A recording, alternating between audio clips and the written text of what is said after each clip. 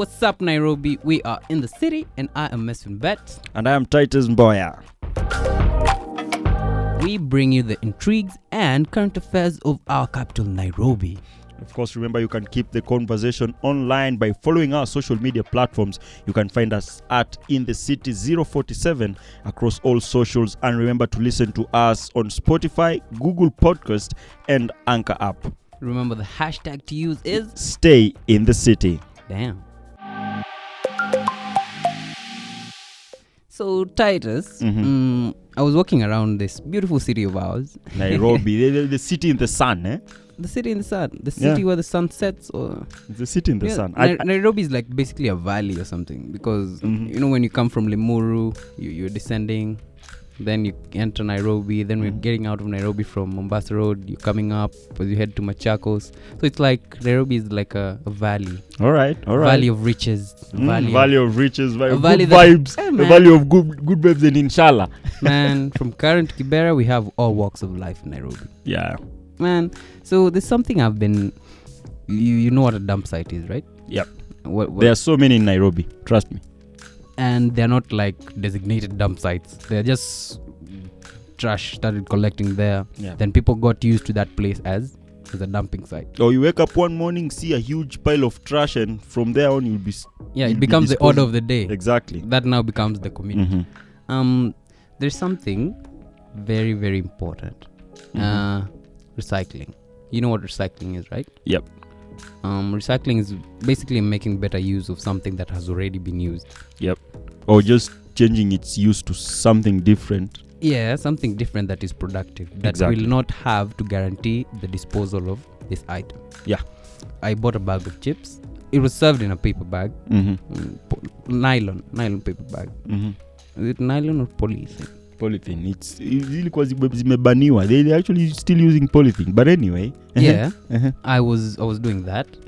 Then out of curiosity, I started reading the back of that bag of chips.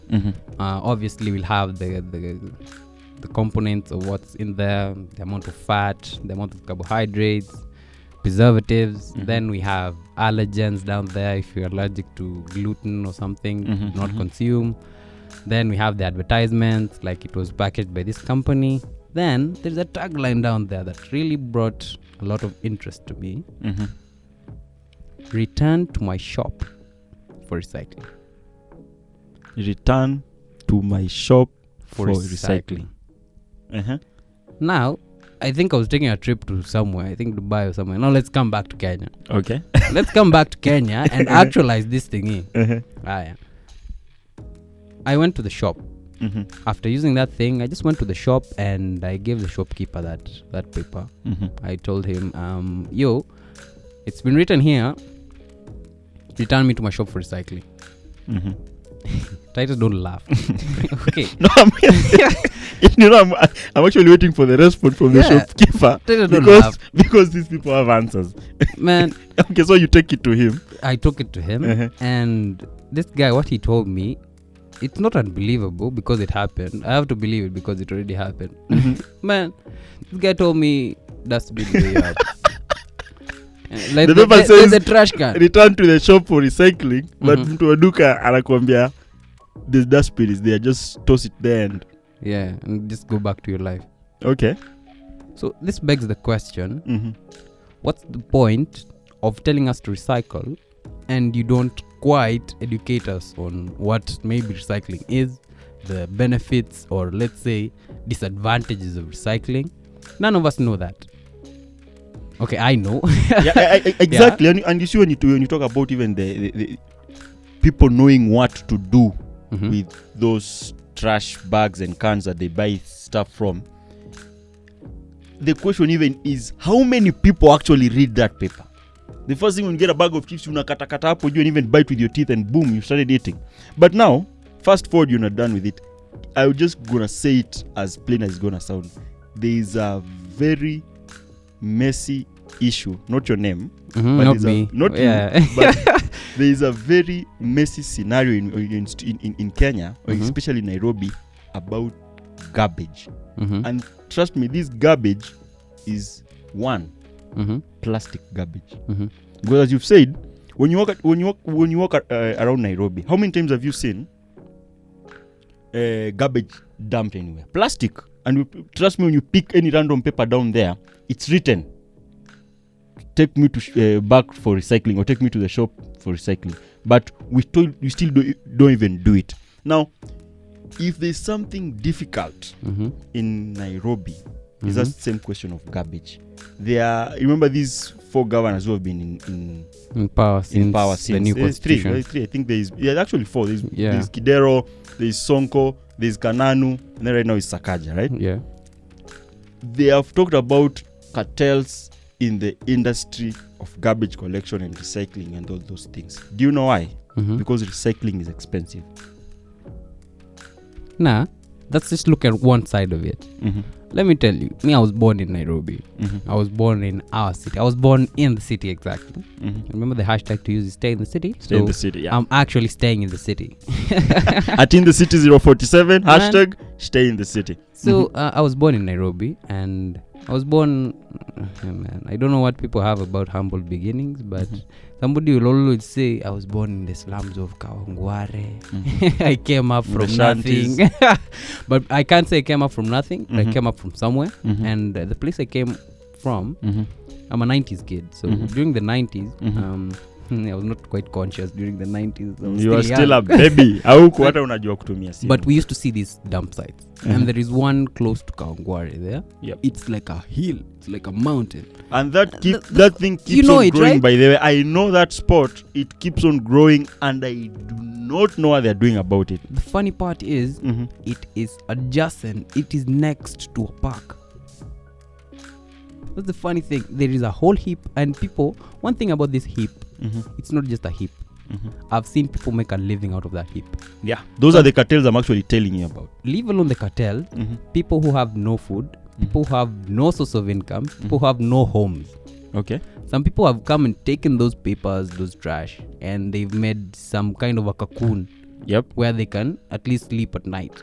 Some people come and get whatever is inside those papers, quote unquote leftovers, so that they can eat. Okay. Some people take those bottles, let's say empty bottles, go and buy something, put inside. But there is too much that the question is, in as much as people actually, because that is some sort of recycling when you, or reusing rather, when you get a bottle of soda and then go buy milk with, or go get something else with. But now the rate at which we are disposing that trash and the rate at which we are using recycling is not even 50-50. Yeah. I'm going to give you a case in scenario. How many times have you walked in the CBD of Nairobi? Ukapatana tu na takataka, it wasn't even there yesterday.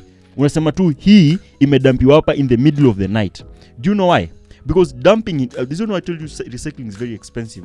What happens typically in these estates? So unajua venye garbage inakujiwa like every week. Yeah. Like these lorries come every Sunday. And even worse, let me not even move further from this.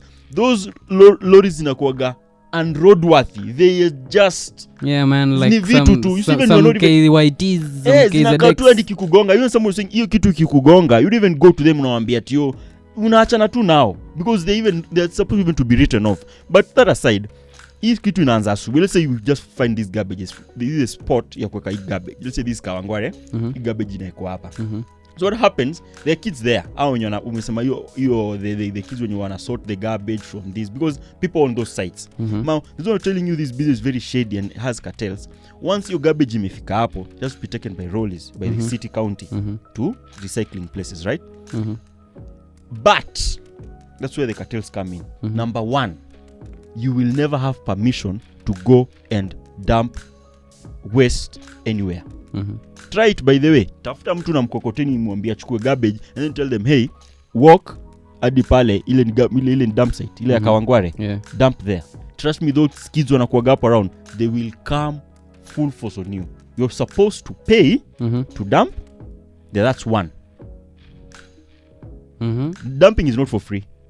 There. Yeah, dumping is not for free. But I was dumped for free. Oh, we're talking about garbage. So that's very Cupid. But now, the same story like Cupid. I'm going to put him on task about it. But when you look at these cartels, recycling and how expensive that the whole thing is, it all boils down to we are not doing what is supposed to be done. Because collecting garbage is very expensive. Mtu atakwambia rather than me reusing this, I mean, these business are in the process of making profit. So unaniambia tu nirudishie yaka ka plastic nikirecycle kitu this thing it will cost me like 7 shillings. But when I look at the rate I'm going to buy a new plastic bag, nitauziwa 5 bob. As a businessman utafanya nini? Yeah, I'll obviously take the cheaper route. Exactly. So that leaves us with like a huge piles and piles of garbage everywhere. But we are literally doing nothing about it. No civic education. The best we did was ban plastic. But are they banned really? Nah. How long did it take to ban plastic? I was literally seeing it. I was literally seeing in the news that like somebody from Githurai opened up or something. Like they discovered he has like 2 tons of plastic, whatever. Somewhere. So were they even really banned in the first place? No, because me when I still go to buy milk, I'm still sold in a exactly. So it's just some. Nah, was it banned for everyone or was it banned for some specific people? Plastic bags were banned in Kenya in 2017 and you are fined up to 2 million shillings when you're found using a plastic bag. So right, I can make a lot of money. I go and tell this person, yo, you're doing something. Just give me like 600 Gs. Instead of just being fined 2 million shillings, give me 600 Gs and we like kanyagia these stories. No. The system is corrupt. That's what we do. I mean, when you look at the rate at which plastic bags are still on the rise after these are 6 years. Yeah. It's 2017 that they were banned. 6 years after they were banned. Sai a typical business person will tell you, mama mboga atakwambia mimi nauza mboga hapa. Now I cannot tell huyu mtu wa mwenye nauzia mboga that sina paper. Some of them come with the stuff za kubebea, that aside. But this mama says when you look at the option B, so because people said now we are not using plastic bags, what are you going to use? Give us an option B. They give us some these synthetic things and whatever. They even called it the glorified khaki. Yeah, glorified khakis. But no, Mamboga says, remember easy papers because we were like 5x12, a sheet of like 60 shillings. Yeah. That one tells you right now they have to spend up a maximum of around, let's say 5 shillings per bag. Damn. And that's a single bag for wrapping. I mean, how many places are we going to? Mtu anakuuliza, do I really have to give you some takeaway? Because he's not really concerned about you eating there or not, but the cost of you have to carry this thing home. Then something came up with these woven bags, but they're woven out of the material that is used to make sacks for maize. You know these sacks for maize? Yeah. It's still plastic, right? It's non-biodegradable, right? It does not rot. It does not. So they brought these ones. Somebody came up with an idea. I have this one. This one is new. It even looks good. It is multicolored. Man, it can carry a lot of things. You get listening to mess. Yeah. Yeah, man. Like you know the sales part of this thing. Yep. I tried. Business. I once tried to like rip apart that paper just to see what this thing is made of. There is a first sheet of actually what was burned. There's a first sheet of that. That's what covers the woven part so that it does not fall apart. Okay. So the material is woven, then it is covered, it is coated with polythene. So exactly what we polythene is still in our environment. Polythene is still plastic. When an MP stands up and says that this thing has cartels, where do you expect common mwananchi to go to? And it's getting worse and worse. You know, they're also giving the wrong information to the wrong people.